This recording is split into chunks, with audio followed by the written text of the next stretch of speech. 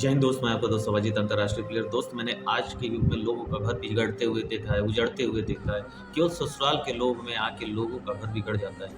मैंने अपने जीवन का बहुत बड़ा एक्सपीरियंस बता रहा हूँ कि मेरे आँखों के सामने एक बच्चे का बसा-बसाया घर उजड़ गया। 2 भाई थे, दोनों भाइयों में बहुत अधिक प्रेम था। उन लोगों ने एक छोटी उम्र में 2014 और 2015 में दोनों भाई सक्सेस हुए। 2014 में बड़ा भाई, 2015 में छोटा भाई, दोनों सरकारी नौकरी में आ गए। माँ-बाप को बड़ी खुशी हुई कि अब हम लोग के दिन, जो बुरे दिन थे, वो गुज़र जाएँगे। उससे पहले वो लोग लखनऊ जैसे क्षेत्र में किराए के मकान में रह के धक्के-मुक्की खाए। कभी इस किराए के मकान से छोड़ के दूसरे में गए, दूसरे से तीसरे में, चौथे, पाँचवें में, छठे। आप सोचिए, एक पिता जो गाँव से उठ के आया हो और गरीबी देखा हो, एजुकेशन हाई ना रहा हो, वो अपने बच्चों को शहर में रख के सिपाही की नौकरी करके कैसे पढ़ा रहा होगा। आपको पता है कि सिपाही की नौकरी में कितना संघर्ष है। 24 घंटे बँधे होते हैं लोग, और उन्होंने अपने उन व्यस्त स्थितियों में अपने बच्चों को कैसे पाला होगा। 2 बच्चे, 1 बेटी। 2016 में दोनों भाई और पिता मिलके एक अच्छा पैसा इकट्ठा करके अपनी बड़ी बहन का विवाह कर देते हैं। उसके बाद उनका ज़िंदगी एक अच्छे तरीके से रफ्तार पे चलने लगती है। उसके बाद धीमे-धीमे लोन पे करके उन्होंने लखनऊ में मकान लिया। अब बड़े भाई का विवाह भी कर दिया जाता है, बड़ा भाई का घर बसता है, बड़े भाई के शादी होने से पूरे परिवार में खुशी होती है कि चलो अब बड़े भाई की ज़िंदगी अच्छी होगी। बड़ा भाई स्पोर्ट्स प्लेयर होता है, वो अच्छे लेवल पे स्पोर्ट्स खेलता है और वो अच्छा मेडल जीतता है, लेकिन जाति में दब जाता है। जाति के कारण उसको कोई पहचान नहीं मिलती है। एशियाड लेवल तक खेल के एशियाड में मेडल जीतने के बाद भी उसको ना कोई प्रमोशन मिलता है, ना कोई स्थान मिलता है, ना कोई सरकारें उसको रिवार्ड देती हैं। उसको पूर्णतः दबा दिया जाता है। उसके बावजूद भी दोनों भाई अपने जीवन को संघर्ष से जूझ रहे थे, सफलता प्राप्त कर चुके थे। 2014 में मैंने बताया कि बड़ा भाई को जॉब मिल गया था, कांस्टेबल के रूप में नौकरी कर रहा था, और जो छोटा भाई था इंजीनियरिंग किया था, तो कौशल विकास में एक ही पद पे जैसे स्थानों पे काम कर रहे थे। तो ये उनके जीवन में बहुत बड़ी खुशियाँ आई। भाई दूसरा जो सबसे बड़ा भाई था वो स्पोर्ट्स प्लेयर था, खेलते-खेलते उसने अपने नाम और अपने उत्तर प्रदेश, इंडिया का नाम रोशन किया, लेकिन उसकी कोई पहचान नहीं दी गई, कोई रूप नहीं दिया गया। बाद में दुखी होकर फिर भी संघर्ष के लिए वर्ल्ड चैंपियनशिप में उसका सिलेक्शन होता है, इराक जाना होता है खेलने के लिए दिसंबर में, और वो अपनी तैयारी कर रहा होता है। 2025 में इराक जाना होता है, लेकिन उसी बीच उससे पहले की कुछ घटनाएँ हैं, उसको हम आपको बताना चाहते हैं कि जब शादी होती है बड़े भाई की, जो पत्नी मिलती है, उसके घर वाले, पत्नी के घर वाले इतना पत्नी को चढ़ाते हैं, बढ़ाते हैं, जबकि घर में इकलौती होती है, उसको कोई दुःख नहीं है, कोई वो नहीं है। उसकी एक बिटिया होती है जिसकी इज़्ज़त सभी पूरे घर में करते हैं, पूरा सम्मान देते हैं, उसके जीवन को आगे बढ़ाना चाहते हैं। लेकिन उसको उसके नैहर वालों ने, लड़की के नैहर वालों ने उसको इतना, उसकी माँ, उसके बाप, उसके अड़ोस-पड़ोस, उसके सभी इतना चढ़ाए-बढ़ाए कि वो लड़की अपने पति को ही चरित्रहीन साबित करने में जुट गई, और पूरे समाज में अपने नैहर से लेके लखनऊ में, जिसमें दोनों भाइयों ने अपना संघर्ष करके एक अपना जीवन स्थापित किया था, वहाँ तक उसको चरित्रहीन साबित करने का प्रयास किया और उसके करियर को बर्बाद कर दिया। लड़का बीच में बहुत संघर्ष करता है, फिर भी परिवार को नहीं चाहता है कि टूटे, और भाई परिवार लेके चलने की कोशिश करता है। भाई, छोटा भाई इतना ईमानदार, इतना कर्मठ कि वो दोनों लोगों को शांत करने की कोशिश करता है कि देखिए आप लोग लड़ाई मत करिए, घर परिवार है, घर परिवार में लड़ाई नहीं किया जाता है। हमेशा एक हर एक प्रेम में समर्पित रहने वाला भाई बहुत लंबे समय तक उनसे समझाने का प्रयास करता है, वो लोग नहीं समझ पाते हैं, और उसके बावजूद भी वो बच्ची को हर शौक़ पूरा करना, उसको स्कूल में एडमिशन कराना, उसके जीवन को आगे बढ़ाने की भी प्रक्रिया शुरू हो जाती है। 7 साल गुजर जाते हैं इन प्रक्रियाओं में। लड़का बीच में इतना डिस्टर्ब हो जाता है कि उसको हॉस्पिटल तक एडमिट होना पड़ता है, लंबे समय तक दिमागी इलाज चलता है। उसके बाद फिर वो लड़का बैक होता है, और फिर उसने अपने स्पोर्ट्स में अच्छा प्रदर्शन करते हुए एक इंटरनेशनल और एशियाड में अपना मेडल जीत के अपने भारतवर्ष का नाम रोशन करता है।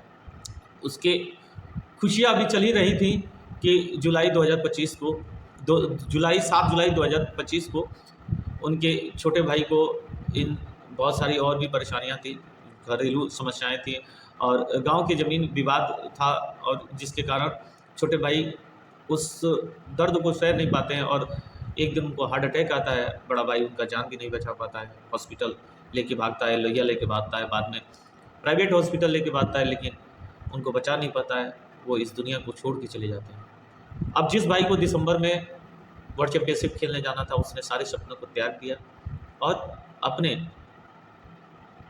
प्यारे छोटे भाई को खोने के गम में अपनी ज़िंदगी को व्यतीत करने लगा। अभी भी बड़े भाई के जीवन में इतने संघर्ष है कि छोटा भाई जब से चला गया, अब चाहता है, भगवान से प्रार्थना करता है कि मेरे छोटे भाई को मेरे बेटे के रूप में ही वापस करने, लेकिन कर दें। ये ऐसा दर्द कि जिसने जीवन में सब कुछ बड़े भाई को दे दिया हो, हर चीज़ अपना त्याग दिया हो बड़े भाई के लिए, उसके लिए बड़ा भाई एक काम भी नहीं कर पाता है। उससे पहले छोटा भाई जीवन छोड़ देता है। कुछ उसके जीवन की बहुत पर्सनल बातें हैं, जो ऐसा ईमानदार लड़का जो कभी किसी लड़की की तरफ नहीं देखा, कभी कहीं नहीं देखा, उसके जीवन में बहुत सारे कुछ बीच में संघर्ष आए, कुछ लोगों ने पैसे लेके उसके जीवन के साथ खिलवाड़ किए। वो भी मैं बहुत जल्द आप लोगों के सामने खोलूँगा कि आप लोग समझो कि एक भाई है ना तो भाई है, उसको प्रेम करो, क्योंकि वो है ना तो आपका परिवार सुरक्षित है। वो नहीं जिस दिन रहेगा ना दुनिया में, आपका परिवार सुरक्षित नहीं रहेगा, दुनिया उसको लूट खाएगी।